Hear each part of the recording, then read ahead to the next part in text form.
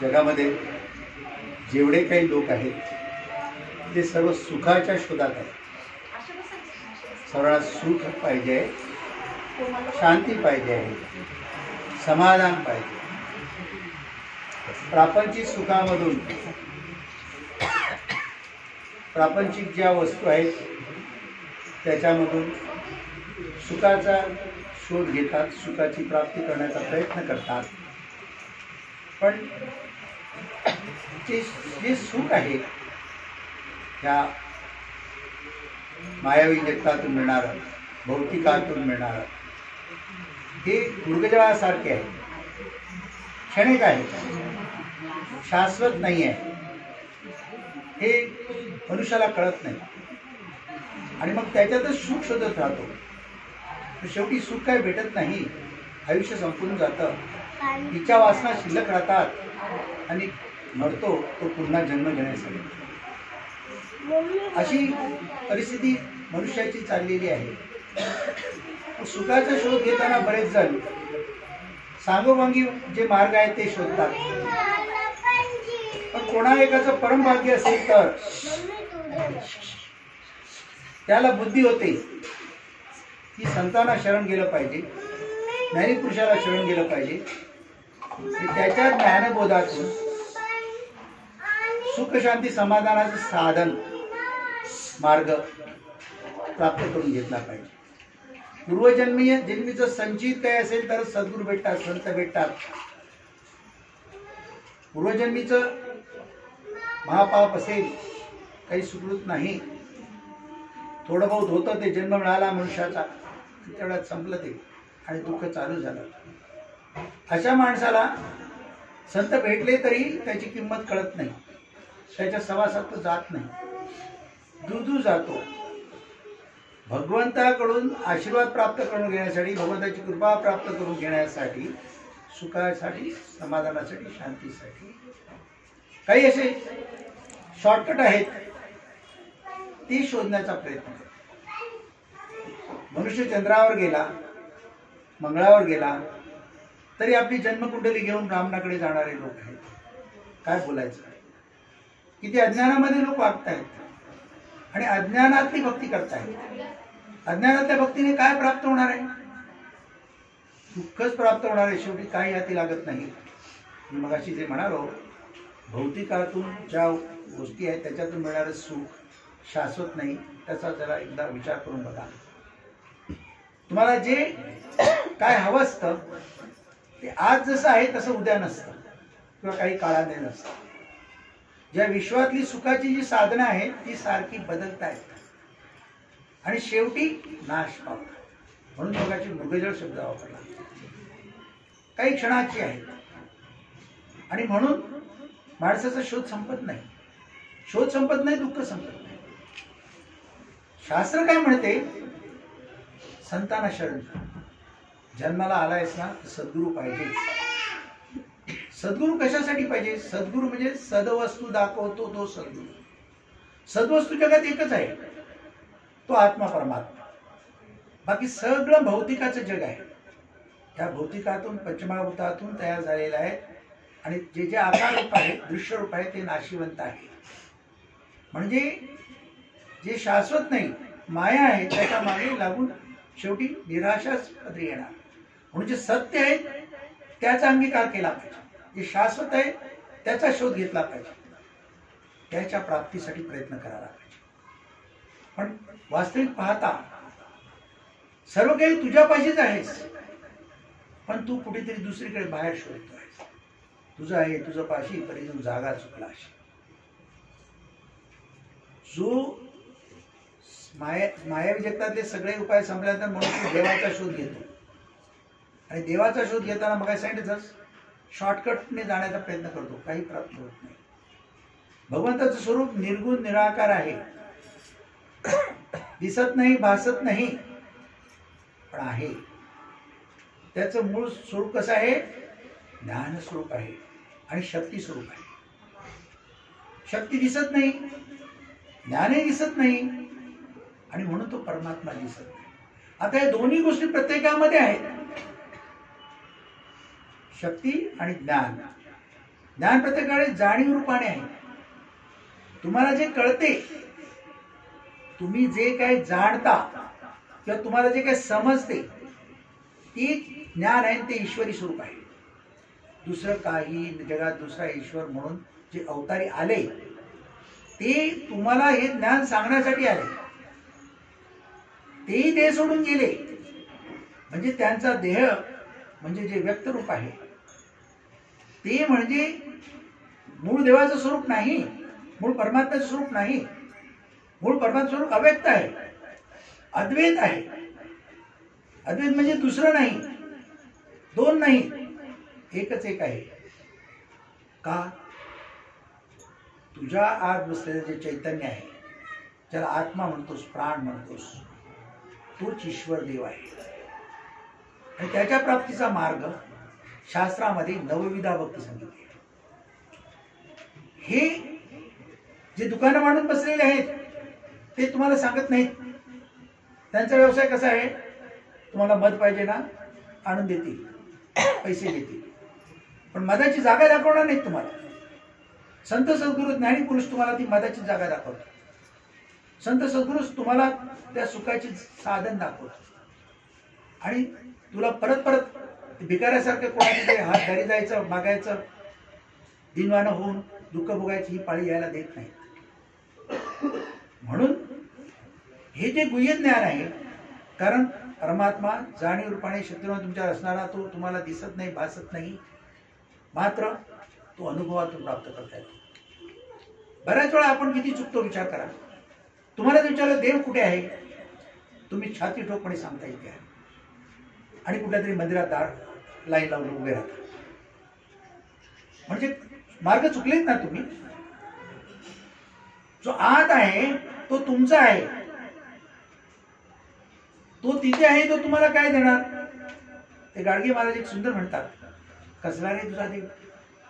त्याला आंघोळ तुला घालायला लागते, त्याला वस्त्र तुला नेसवायला लागते, त्याला नैवेद्य तुला दाखवायला लागते.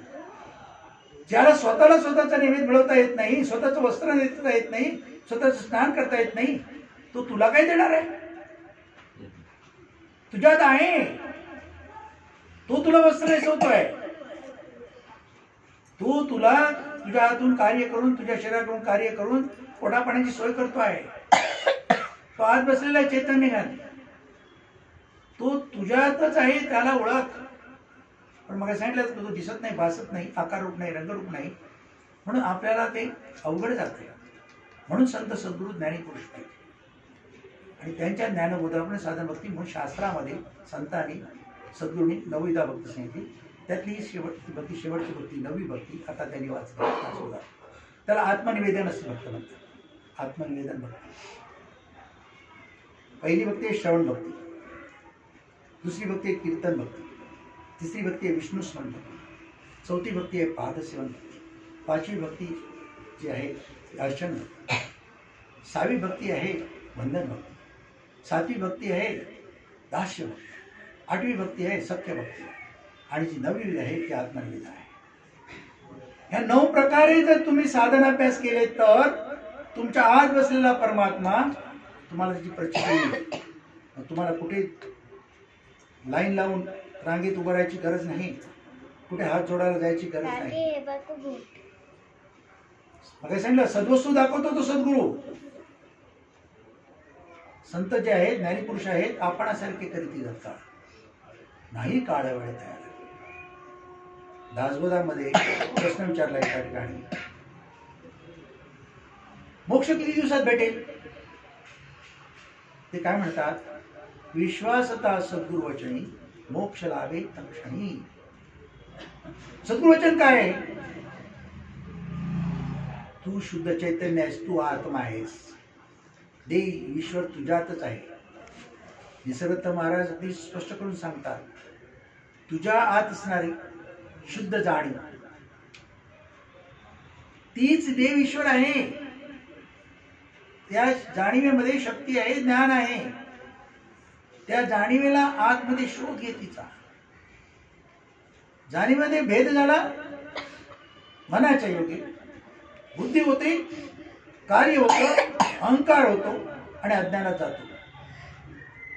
म्हणून त्याचा योग्य वापर करता आला तर आपल्या आतला ईश्वर परमात्मा आपल्याला भेटणार आहे.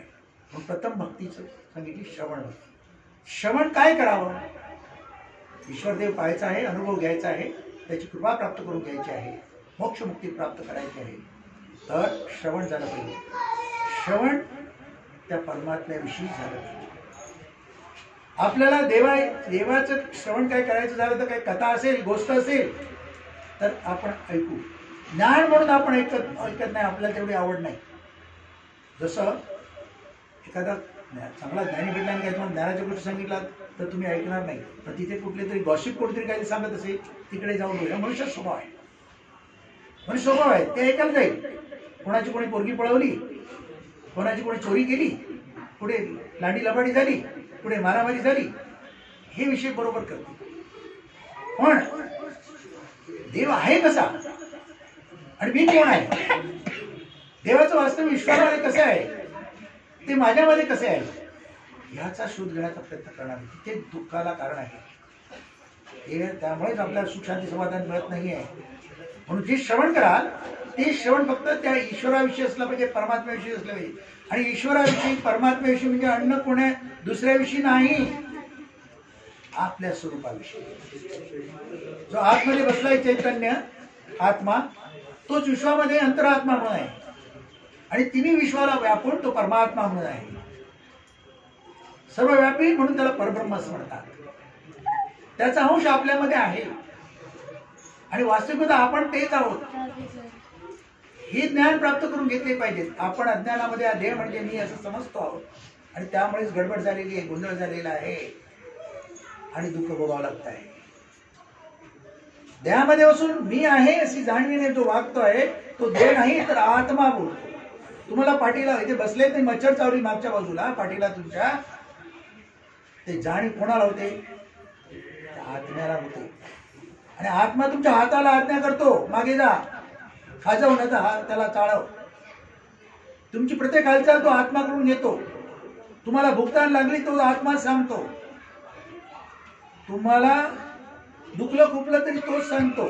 तुमची समज आहे, तुमचा देह सांगतो. जर तुमचा देह सांगतो तर एखादी प्रेत आहे दारामध्ये ठेवलेला आहे, ते चालत नाही, बोलत नाही, पाहत नाही, का बरं? साधं उत्तर आहे. आपण म्हणतो त्याचा प्राण गेला. आता जो प्राण गेला, आपण किती वेळा म्हातारी माणसं असतात पाहतो, आपल्यासमोर खूप सिरियस असतात, आजारी असतात आणि समोर आपल्या प्राण मरतात. प्राण जातो म्हणायचं, कारण प्राण जाताना आपल्याला दिसत नाही, ते म्हणतात म्हणून आपण म्हणतो. प्राण गेलेला कोणाला दिसत नाही.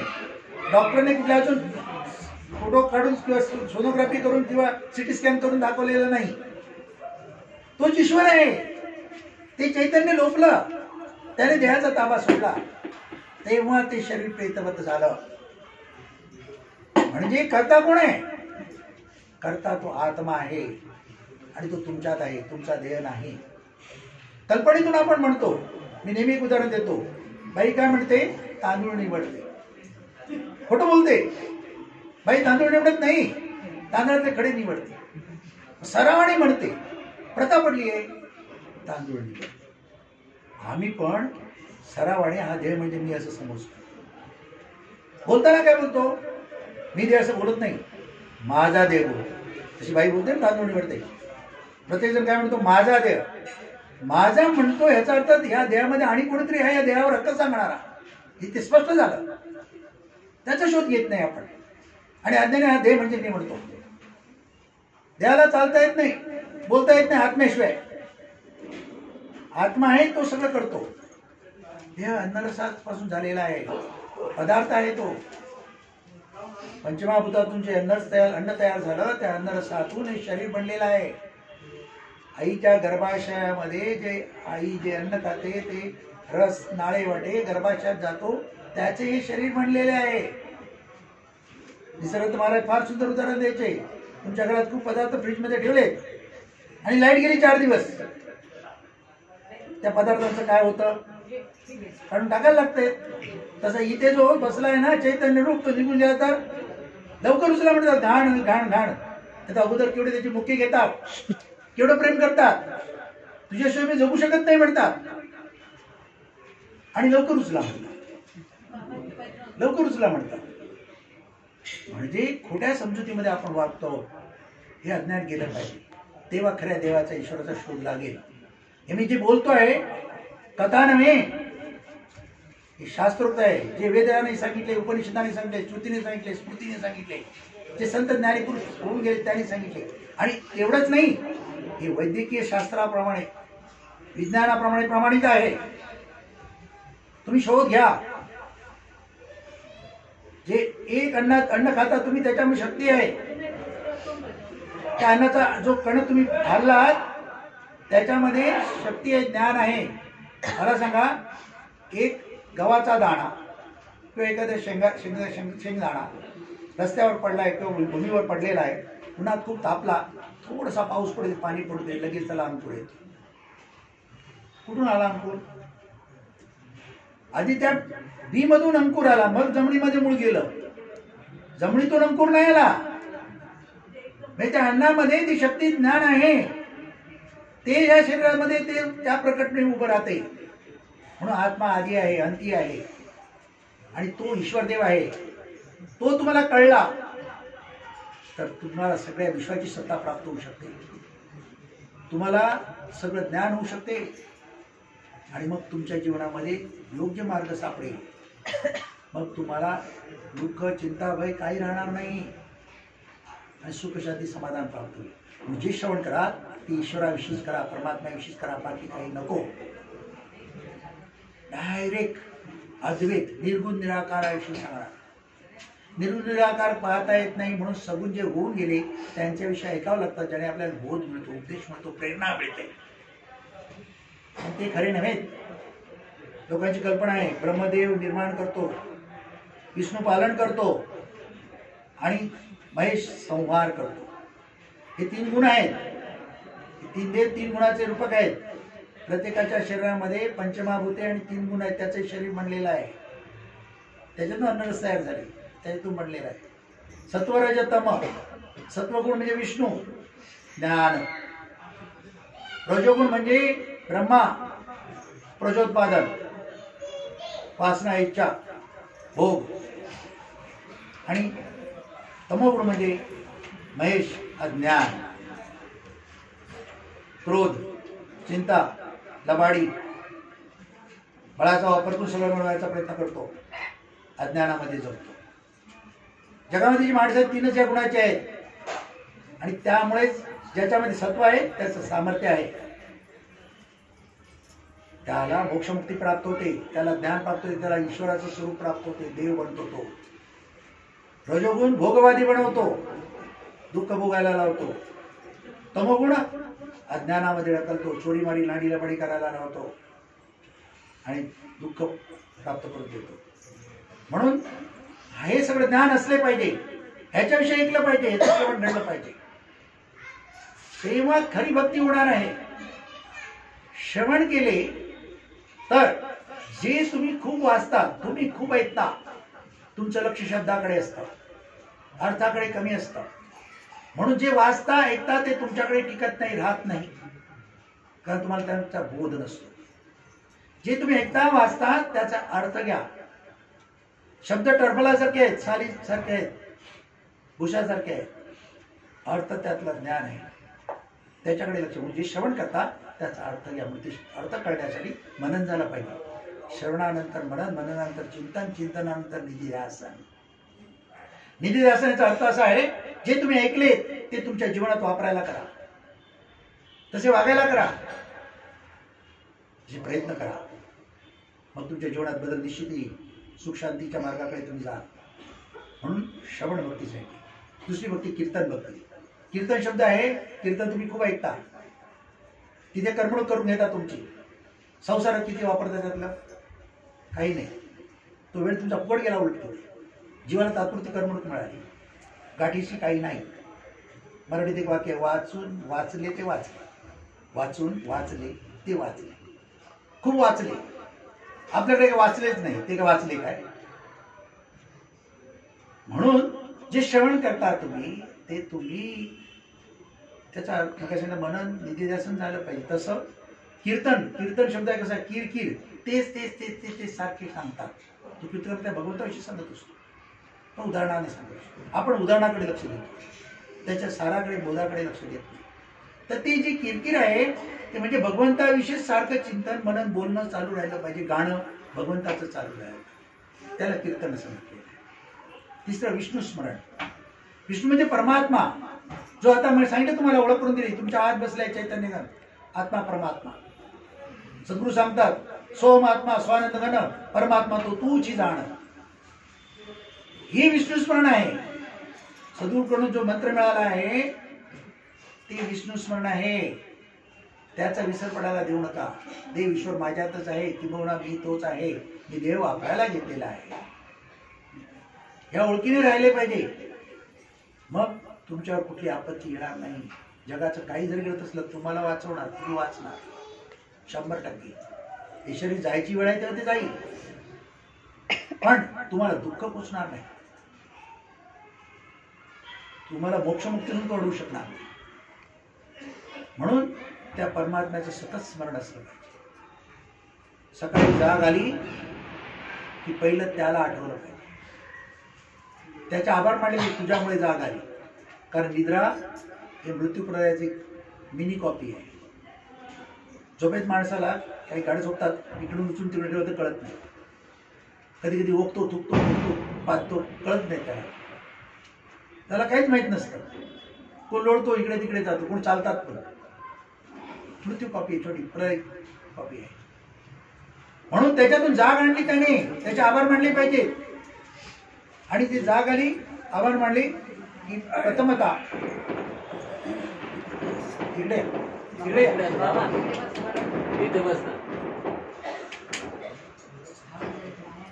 काय माझा बॅलन्स जातो एखाद्यावर देणार तुम्हाला, तुम्हाला पडायला देणार नाही. इकडे या,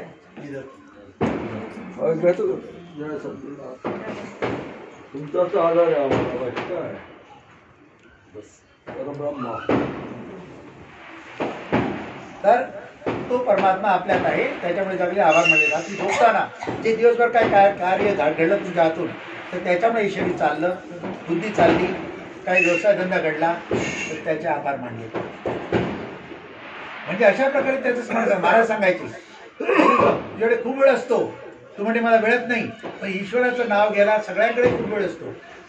ईश्वराचं नाव घ्यायला काळ वेळ स्थळाचं बंधन नाहीये. आंघोळ करायची गरज नाही, कारण आंघोळ द्यायला धुता, तो आत्मा आतमध्ये बसा, त्याला कशी धुणार तुम्ही? तो तुमच्या शरीराला धुतो, तो शुद्धच आहे. मग त्याचं जरी ते टॉयलेट सीटवर बसलेत आणि नामस्मरण घेतलं तरी चालतं, त्याला काही नाही. खाता पिता उठता बसता रती सुखाच्या वेळी नामस्मरण करावे असं शास्त्रात सांगितलेलं आहे. चल काळाचं बंधन नाही. तर सर्व क्रिया त्याच्यामुळे घडत आहेत. मग त्याची आठवण करायला काय? बायकांना तर खूप वेळ असतो. मला सांगायचे भांडी घासतेस ना, नामस्मरण कर. फोडणी देतेस, जेवण करतेस, नामस्मरण कर. चालताना नामस्मरण करा, प्रवास करताना नामस्मरण करा. खूप वेळ आहे तुमच्याकडे, तुम्ही अज्ञानात वेळ नाही असं म्हणता. तर विष्णू स्मरण तिसरी भक्ती. चौथी भक्ती पाद सेवन. पाद म्हणजे सद्गुरूचे पाय, पाय म्हणजे चरण, चरण म्हणजे चैतन्य. सद्गुरू हाच परमात्मा परब्रह्म आहे. आणि जे ओंकार म्हटलेले आहे ते सद्गुरूच्या चरणाशी आहे. प्रणव म्हटलंय, हे चरण घट्ट धरून ठेवले पाहिजे. सद्गुरूचं स्मरण हे त्याचे चरणाचे घट्ट पकडून ठेवणे आहे. नुसती पायाला मिठी धरून बसणे आहे. तर त्याचे स्मरण, त्यांनी दिलेले ज्ञानबोध, त्यांनी दिलेले गुरुमंत्र, ह्याचे स्मरण हे सद्गुरूचे पादसेवन आहे. सद्गुरू परमात्मा आहे, परब्रह्म आहे. तो माझ्यातच आहे, तो आणि मी वेगळा नाही असा भाव असला पाहिजे. या श्रद्धेने सद्गुरू सेवा घडली पाहिजे. मग अर्चन भक्ती सांगितली. अर्चन म्हणजे आर्च, आर्च म्हणजे सुशोभीकरण, वैभव. ईश्वराचं वैभव वाढवा. मठमंदिर असतील, तुमच्या कथानी शक्ती होत असेल, तिथे काही गैरसोयी असतील त्या दूर करा. भक्तांसाठी काही तिथे गैरसोयी असतील त्याची सोय करा. भगवंताचं रूप सजवा, मूर्ती असेल त्याच्या अवतीभोवती सुशोभित करा, फोटो असेल, प्रतिमा असेल, ड्रॉइंग करा, म्हणजे वैभव वाढवणे भगवंता, तुम्हाला अडचण नक्की नक्की आहे. आणि मग जी 6वी भक्ती आहे ती वंदन भक्ती आहे. वंदन म्हणजे शरण, नमन. भगवंताला तुम्ही वंदन करता. वंदन करताना प्रत्येक कधीतरी विचार करावा, माझा भाव काय होता. न मन म्हटलंय, भगवंताला शरण जाताना मन इकडे तिकडे असता कामा नये, फक्त त्याच्याकडेच असलं पाहिजे. ते खरं वंदन घडते. इकडे तिकडे बघतो, असं असं नुसतं करतो नाही, नाही तर काही करता तिकडे वाडीत मारून घेतात. काय होणार आहे त्याचा अर्थ काय. हे असं अज्ञानात करतो आपण. कुठे रस्त्याने चाललो, हे कुमार शेठ मला एक फार सुंदर सांगतात. मी लोकांना खूप तिथे ते निरूपण जाऊन करतो. आता परदेशात गेलो तिकडे पण अनेक लोकांना सांगितलं, त्यांचं नाव तिकडे सुद्धा लोकांनी ऐकलं. हा, निसर्गदत्त महाराज इथे आले, नाशिकला आले त्यांच्या काकांमुळे. मोठा फायदा झाला आमचा. म्हणतात आमच्या नाशिकला खूप मंदिर, जाता येता सारखा नमस्कार करायला लागायचा, नमस्कार करायला लागायचा. महाराजांनी सांगितलं देव तुझ्यात आहे, कुठे नमस्कार करायची गरज नाही, त्याचं स्मरण कर. मी पक्क धरून ठेवलं. त्या दिवसून माझे हात पण वाचले, पाय पण वाकायचं पण वाचलं. काय गरज नाही पडली, काय कमी नाही पडली. त्यांनी फार आमच्या कुळाचा उद्धार केला. आज आपण पाहतोय फडो फॅमिली सुखात आहे, वैभव बघताय. त्या संतांचे चरण लागले यांच्या घरी, यांच्या पूर्वजांना आशीर्वाद दिले, त्याच्यामुळे घटलेले. तर ते वंदन, नमन किंवा शरण. शरण म्हणजे बाण, बाण म्हणजे ताटा, अहंकार. भगवंताला नमस्कार करताना, वंदन करताना ताटा अहंकार असता का म्हणे. मी साहेब आहे, मी डॉक्टर आहे, मी वकील आहे, अमका आहे, तमका आहे, मी श्रीमंत आहे, हा भाव असता कामा नये. शरण एकदम शरणागती पत्करली पाहिजे. लीनता, नम्रता, त्याला खरं वंदन भक्ती असं म्हणतात. भगवंत तुमच्या हृदयाचा अनुभव तुम्हाला येतो, तुमचं त्याचं ऐक्य घडतं, त्याची शक्ती पावर तुम्हाला मिळते, जीवन सुखाचं होतं. वंदन भक्तीनंतर दास्य. दास्य दास्य म्हणजे दास. भगवंताकडे सेवा देताना काही मागणे नाही. तुम्हाला हवं आहे ते त्याला आपोआप कळते. तुमच्या घरचा न बोलता न मागता तो पुऱ्या करणार आहे. रिटर्न गिफ्टची अपेक्षा करून केलेली भक्ती देवाला आवडत नाही, पोचत नाही. म्हणून दास होऊन, सेवक होऊन भक्ती केली पाहिजे. पगार घेतला तर दास नाही झाला, चाकर झाला, नोकर झाला. मग काय मिळणार. तर ते दास झालं पाहिजे, दासाचा दास झाला पाहिजे, दास झाला पाहिजे. ते रामदास स्वामी एवढे मोठे, त्या रामाचा दास स्वतःला म्हणायचे. तर दास्य भक्ती म्हणजे सद्गुरूच्या ठिकाणी, मठमंदिराच्या ठिकाणी, भगवंताच्या तीर्थाच्या ठिकाणी आपली सेवा देणे, तन मन धनाने. तन म्हणजे शरीर, मन आणि धन. पैसे खूप असतील तुमच्याकडे, तिकडे काय गैरसोय आहे ती दूर करा. समजा तिकडे टॉयलेट नसतील, लोक दास भक्त लोक येतात, टॉयलेट नसतील, टॉयलेट बांधा. पाणी दिसून येतं, पाण्याची सोय करा. आणि भगवंताच्या दारी गेल्यानंतर तीर्थाच्या ठिकाणी गेलं, मठामंदिराच्या जी हीन काम आहे दुसरे कोण करत नाही ती करा, त्याची कृपा लवकर प्राप्त होते. टॉयलेट धुवा, झाडू मारा, लोकांना जेवण वाढायला करा, पंक्ती वाढायला करा, ताटं धुवायला करा. अशी सेवा केली पाहिजे. दास बनलं पाहिजे तिकडे, तेव्हा दास्य भक्ती होणार आहे. भंगलेली म्हण त्यांनी शब्द वापरला तिकडे, पुढे समाज अर्धा वाचला आपण, की भंगलेली सरोवरे सुंदर करावी. त्यांना काय सांगायचे, भंगलेली म्हणे. भगवंताच्या दारात कोण जातो, दुःखी आहे, मनामध्ये अनेक संशय आहेत, मनामध्ये चिंता आहे, भय आहे, दुःख आहे. अशांना आधार द्या, त्यांना समजवा, त्यांना ज्ञानबोध करा, त्या जाणून घ्या त्यांच्या अडचणी. होत असेल आपल्याकडून त्यांना मदत करा. जनसेवा ही ईश्वर सेवा आहे. त्यांच्यामध्ये प्रत्येकामध्ये ईश्वर आहे, देव आहे. तुम्हाला माहित नाही तुम्ही केवढं पाप करता. तुम्ही एखाद्याला जी शिवी देता ना, ती शिवी त्याला नाही लागत, तुम्हालाच लागते. त्याच्या आई बहिणीला काय म्हणतात ते त्याला नाही लागत. तुम्ही डायरेक्ट त्या भगवंताला शिवी देता. मी आता काय बोललो, ह्या देहाला जे कळते आहे ते त्या भगवंतामुळे कळते. तो या देहाचं सगळं जाणतो, करतो सगळं. मग शिवी कळली कोणाला? त्याला कळली ना. मग कोणाला शिवी दिली?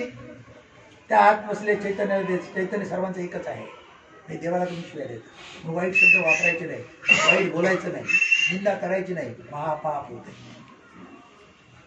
अज्ञानात वागू नका. तुम्हाला कोणी शिवी दिली, तुम्ही ताबडतोब परत शिवी देता.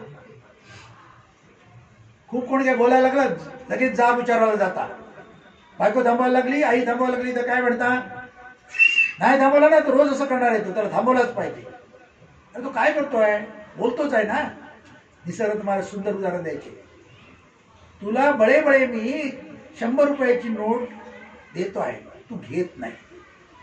बळे बळे देतोय, तू घेत नाही. मी सारखी देतोय, तुझ्या अंगावर टाकतोय, बळे बळे देतोय, तू घेत नाही. आता तू घेतलीच नाही, तुम्हाला परत करायला लागेल काय? मग मी शिवी दिली तुला, तू ती घेतली नाही, मग परत काय करतो? कधी विचार येतो का असा? किती अज्ञानामध्ये वावरतो आपण. आपण जे दुःख भोगतो आहोत त्याचं कारण आपणच आहोत. आपल्या कर्माचं फळ आहे, आपल्या अज्ञानाचं कारण आहे. अज्ञान वासनेच्या रूपाने आपल्यामध्ये वारंवार दिसून येते आहे, अहंकाराच्या रूपाने दिसून येते आहे, स्वार्थ लोभ मोह काम क्रोध ह्याच्यामुळे दिसून येते आहे. शोध घ्या आणि वृत्तीभाव शुद्ध ठेवा, मनोभाव शुद्ध करा. मग तो आहे तो स्पष्ट दिसेल. तो तुमच्यातच आहे. निसर्ग महाराज काय म्हणतात? मी तुमच्यातच आहे, पण तुम्ही दुसरंच काहीतरी भरून ठेवलं. मी झाकला गेलो आहे, दिसत नाही तुम्हाला. तुम्ही स्वार्थ लोभ मोह काम क्रोध जे काही भरून ठेवले अहंकार, ते खाली मी झाकला गेलो आहे, हे दूर करा. पाणी शुद्ध असेल तर तुमचं प्रतिबिंब दिसते, गढूळ असेल तर दिसणार नाही.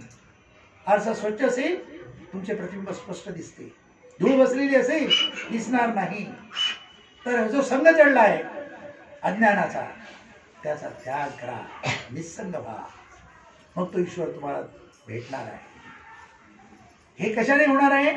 सद्गुरु सेवेने होणार. दास्य भक्ती घडली पाहिजे. दास्य भक्ती नंतर सख्य भक्ती आहे. सख्य सख्खा म्हणतो. तुम्ही सांगता हा माझा सख्खा भाऊ आहे, माझी सख्खी बहीण आहे. का सांगता? एका बीजापोटी, एका बीजापोटी जे आहे ते सख्य म्हणतात. आम्ही सख्य आहोत. बीज बदलला, चुलत आहोत. ती ईश्वर आणि तुम्ही एकच आहात. तुम्ही अज्ञानात वेगळे समजता आहात. त्याच्याशी तुमचं सख्य घडलं पाहिजे. सख्य घडण्यासाठी काय करायला लागते? स्त्री पुरुष असतात ना किंवा तरुण तरुणी असतात, दोघांचं मनोभाव एक व्हायला पाहिजे. दोघांना आनंद मिळाला पाहिजे. पहिलं काम काय करतात? एकमेकाच्या आवडी जाणून घेतात, एकमेकाला सारखं भेटायचा प्रयत्न करतात. तसे ईश्वराची भेटीची ओढ लागली पाहिजे. आणि मग त्याला काय आवडते ते त्याला द्यायला पाहिजे. भजन ईश्वराचे भोजन आहे. तुम्ही 56 भोग चढवता, तो खात नाही, तुम्हीच खाता. त्याला म्हणजे सुख दुःख पण नाही, तर त्यानेच तयार केले, तेच त्याला अर्पण करायला जातं. आमचं भजन आहे सकाळचं, सर्व चराचर भरणी उरला. फुलं तुला अर्पण करतोय, हा फुलातला गंध तूच आहेस आणि मी वेळ्यासारखं तुला अर्पण करतोय. हे चंदनातला गारवा तूच आहेस आणि मी चंदन तुला लावतोय. तुझ्या पायाशी गंगा वाहते, मी तुला स्नान घालतोय. किती वेळा आहे?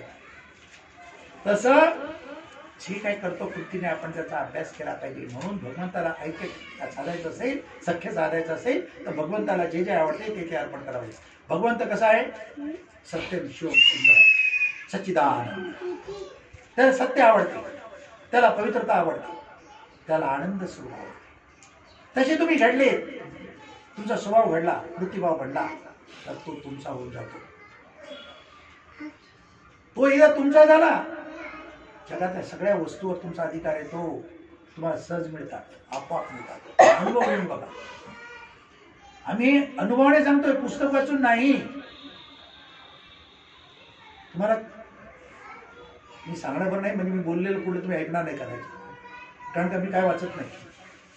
माझ्या सद्गुरूने सांगितलं तू आत्मा आहे, शुद्ध चेतनेचा अभ्यास केला. तर त्या ग्रंथाचे संदर्भ पाहिले, शास्त्र पाहिले, सद्गुरू वचनाचा अभ्यास केला, प्रचिती आली. जे बोलायचं प्रचिती आहेत, कुठल्या ग्रंथाचे आठवलेले नाही, सद्गुरूच्या वचनाची कॉपी नाही. सद्गुरूची निरूपण यांनी ऐकली, त्यांनी ऐकलेली, आमच्या यांनी ऐकलेली आहेत. काही शब्द येत असतील पण कॉपी नाही. हे सहज येते आणि तुमच्या पोटापाण्याची सगळी सोय करतो, तुमच्या सगळ्या गरजा पुरवतो. आज आम्ही आनंद भोगतो, काही न करता फक्त जय गुरु करतो.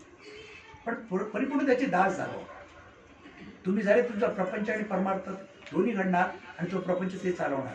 भाऊसाहेब महाराजांनी आमच्या सांगितले, माझी 4 व्यसन म्हणा, तुमचा प्रपंच मी चालवणार.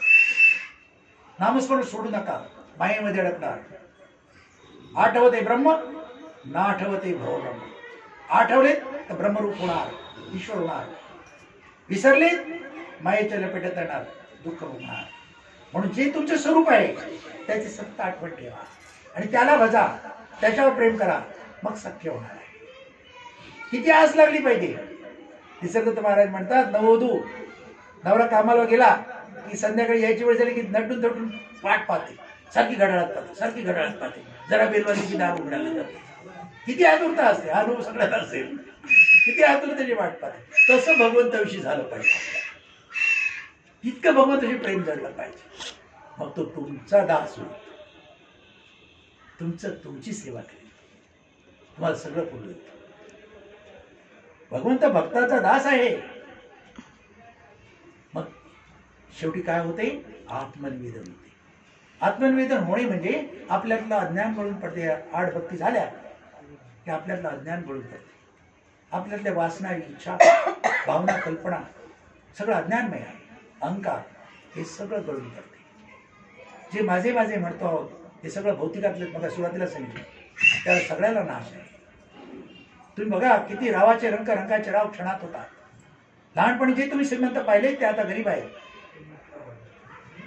आणि ज्यावेळी गरीब होते ते आता श्रीमंत आहे. सारखा बदल होत असतो. म्हणून त्याचा अभिमान घेऊ नका, त्याचा अहंकार घेऊ नका. हे सगळे देणे ईश्वराचे, त्याने दिलेले आहे. मी ट्रस्टी आहे, मला सांभाळायला दिलं आहे. तळे राखेल तो पाणी टाकेल, मला उपभोगायचा अधिकार आहे. त्या भावनेतून ते केले पाहिजे. मी माझे पण गेले, ईश्वर स्वरूपाची प्राप्ती होते, निस्वरूपाची प्राप्ती होते. हे अज्ञान आपले गेले पाहिजे. मग आत्मनिवेदन होते. निवेदन म्हणजे नैवेद्य, अर्पण करणे. आत्म म्हणजे आपले, आपलं अर्पण करायचं आहे. आपलं काय अर्पण करायचं आहे, हे शरीर त्या भगवंताला अर्पण करायचं आहे. शरीर अर्पण करायचं म्हणजे काय, मान कापून तिकडे द्यायची नाही. लोकांनी त्याचा पण अर्थ चुकीचा, हे शास्त्रात सांगितलेलं आहे. मी आता जे बोलतोय ते वेदशास्त्राने, प्रमाणित शास्त्राने सांगितलेली रविदा भक्ती सांगतोय तुम्हाला. तर त्याचा काही लोकांनी चुकीचा अर्थ घेतला. म्हणून मंदिरामध्ये पूर्वी बळी द्यायची. पहिले नरबळी द्यायचे, मग नरबळी सोडली, मग पशु पक्षी प्राणी बळी द्यायला लागले. त्याच्यावरून आता त्याच्यात बदल होऊन आता कोळ्यावर आले. कोळा का म्हणून तुम्हाला चौकात त्यावर अमावस्येच्या दिवशी खूप दिसतात. लोक अजूनही अज्ञानात ओळखताय. मग काय सांगितलं, सांग विचार देव कुठे आहे, हा इथे आहे. म्हणतो इथे आहे म्हणतो, तिकडे काय झक मारतो काय, उपास तापास करतो. कसली उपास तापास करतो, त्याने काय प्राप्त होणार आहे. आत्म्याला तडपवता तुम्ही. अज्ञानातली भक्ती करून काही प्राप्त होणार नाही. ज्ञान हाच ईश्वर देव आहे, तो तुमच्यामध्ये आहे. त्या ज्ञानाची ओळख करून घ्या, त्याची प्राप्ती करून घ्या. त्याच्यासाठी संतांचे चरण धरले पाहिजेत. संत कसा असला पाहिजे, सद्वस्तू दाखवणारा, त्याचा दास बनलं पाहिजे. म्हणून जीवनात भक्ती पाहिजे, परमार्थ पाहिजे, पण कोणाच्या सहवासात, सद्गुरूच्या सहवासात.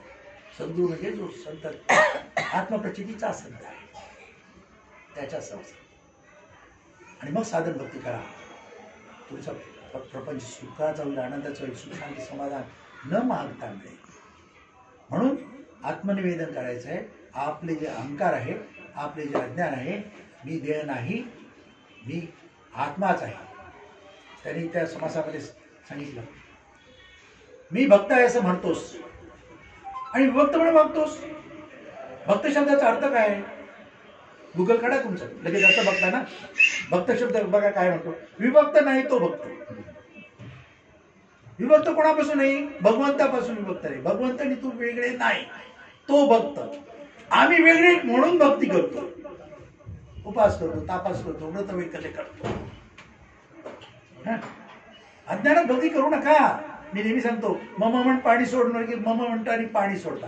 कधी विचार करत नाही काय रे बाबा करतो. तुम्हाला उल्लू लोक पटवतात. एक चमचा हातावर पाणी देतो तुमच्या आणि सांगतो खाली सोड. एक चमचा पाणी देतो हातावर, आचमन करून सांगतो. परत एक चमचा पाणी देतो आणि खाली सोड म्हणून सांगतो. आणि मग फुलं देतो वाह म्हणून सांगतो. काय केलं तरी सत्यनारायण इतक्या सगळ्यांनी घातलं. कोणी हा विचार मनाला केला का?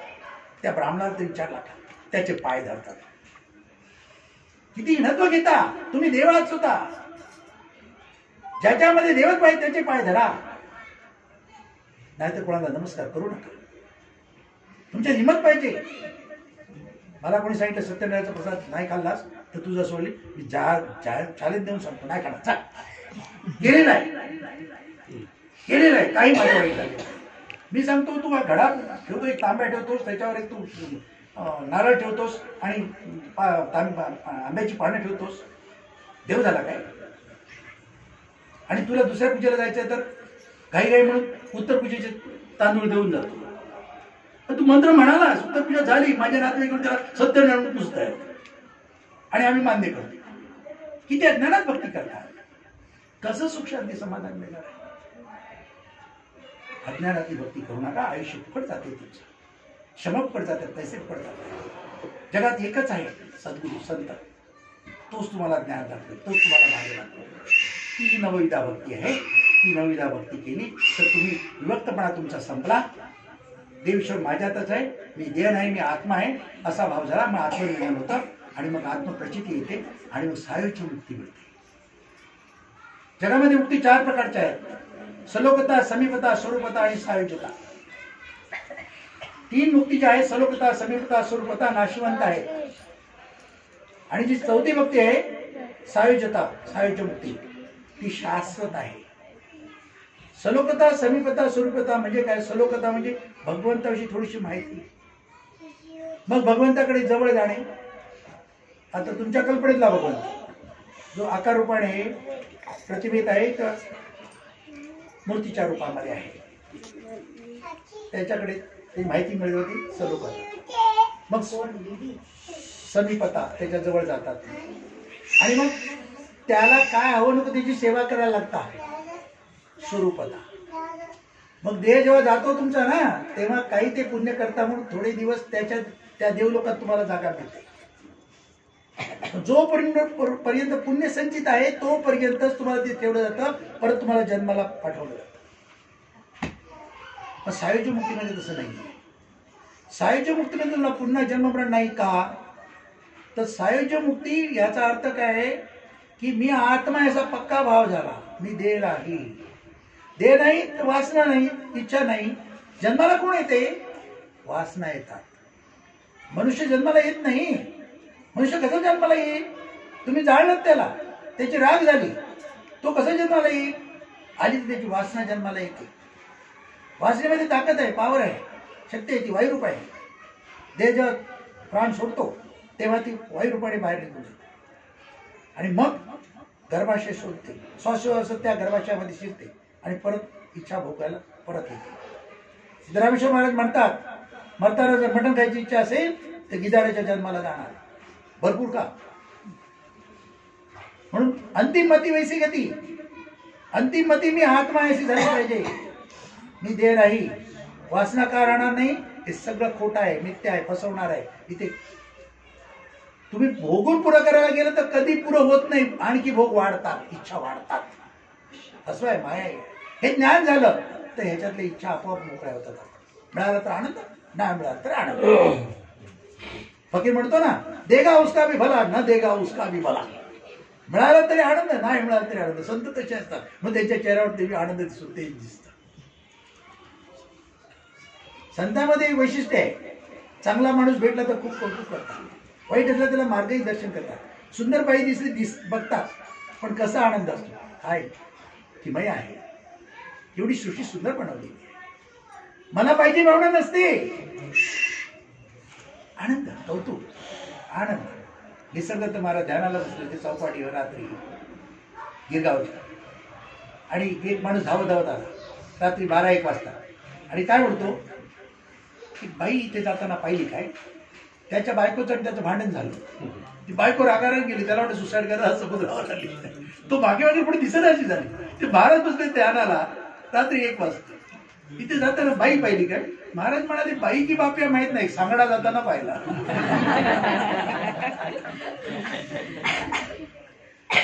संत असं पाहतात, त्याच्यामुळे इच्छावासना राहत नाही. अंतिमती सद्गती, सद्गती सावेची मुक्ती.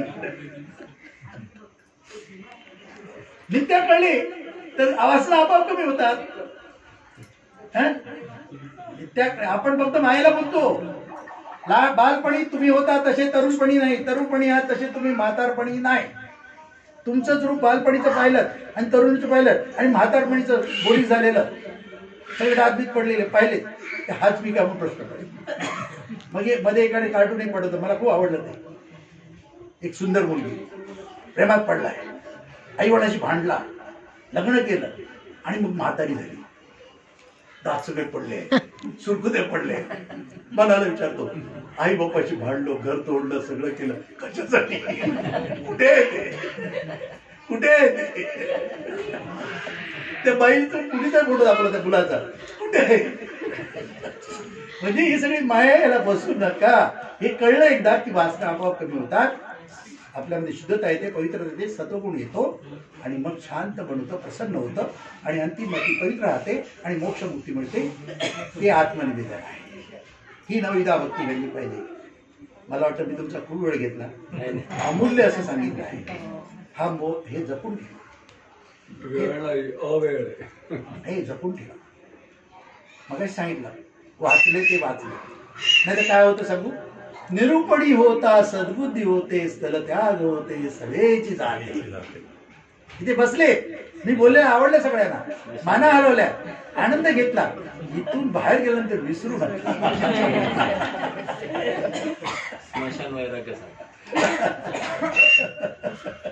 म्हणून हे नशिबाने मिळते. जीवनात सद्गुरू करा, उगाच कोणाला हात जोडू नका, आणि अज्ञानात भक्ती करू नका. सद्भक्ती करा, त्याने तुम्हाला सत्य स्वरूपाची प्राप्ती होणार. आणि ईश्वर देव आपल्यातच आहे, किंबहुना मीच देव ईश्वर आहे अशा भावनेने राहा.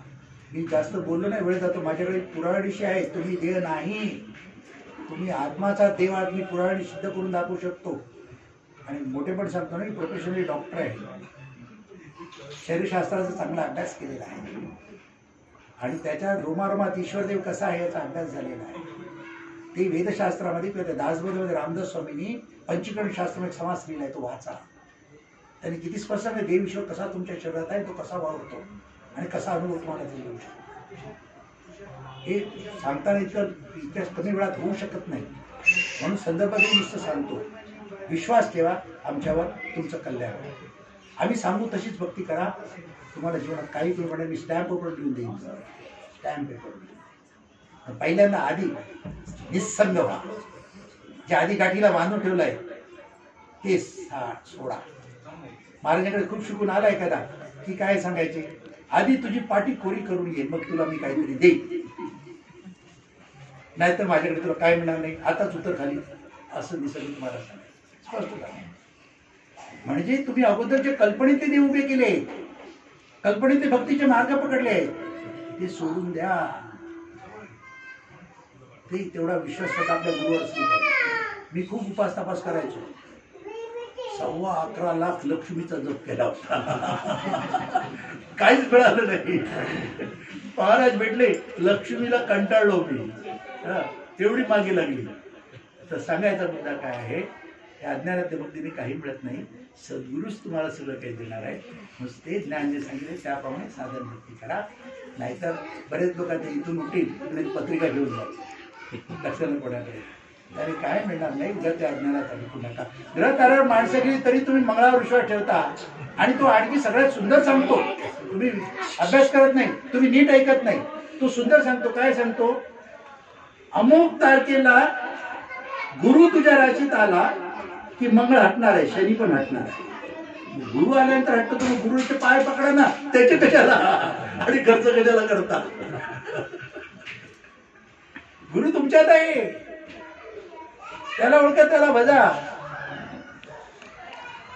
काही होत नाही. आमच्या जेवढीला काय भूत लागलेलं माणूस माझ्याकडे मी एक थप्पड मारतो. एक थपडी नाही जात, एक थपडी जात.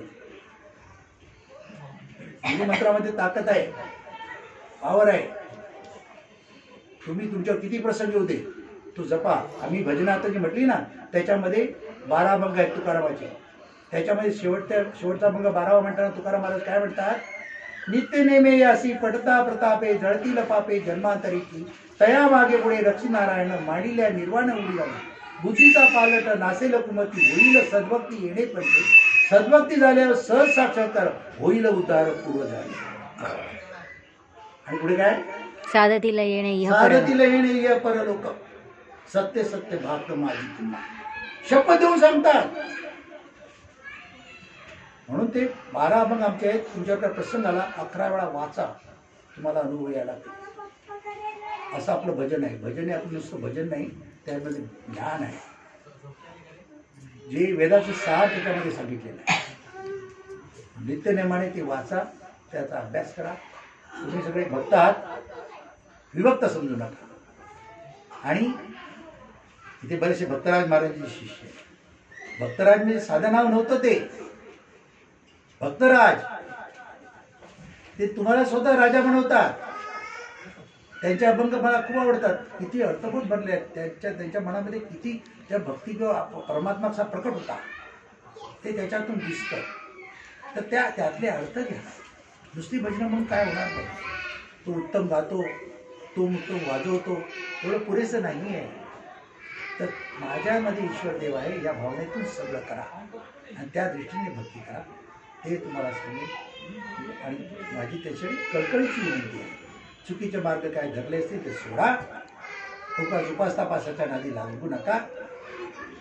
मी खूप वेळा सांगतो. आता मार्गशीर्ष महिना येणार आहे ना, इथे बसल्या सगळ्यांनी मार्गशीर्ष किती वर्ष केले, कोणाला लक्ष्मी मिळाली मला हातवत.